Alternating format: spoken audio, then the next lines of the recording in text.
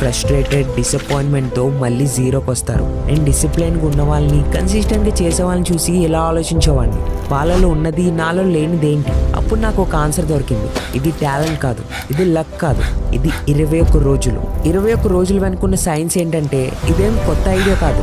ఇది 1950లో doctor Maxwell malls అనే ఒక ప్లాస్టిక్ సర్జన్ వల్ల స్టార్ట్ అయింది. అతను తన పేషెంట్స్ లో వింతగా ఒకటి గమనించాడు. అదొక ముక్కు సర్జరీ అయినా లేకపోతే ఆంపిటేషన్ అయినా వాళ్ళందరిలో ఒక కామన్ అలవాటు ఉండేది. సరిగ్గా 21 రోజులు పట్టేది వాళ్ళ కొత్త అపియరెన్స్ తో వాళ్ళ మైండ్ అడ్జస్ట్ అవ్వడానికి. మొదట్లో వాళ్ళ అద్దంలో చూసినా కూడా తమ పాత రూపాన్ని చూసేవాళ్ళు. కానీ 3 వారాల తర్వాత వాళ్ళ మైండ్ అలవాటు చేసుకుంది, వాళ్ళ ఐడెంటిటీ మారింది. ఈ అబ్జర్వేషన్ తర్వాత న్యూరో సైన్స్ లో చాలా డీప్ రీసెర్చ్ జరిగింది, ఏదైతే ఒక అద్భుతాన్ని ప్రూవ్ చేసిందో.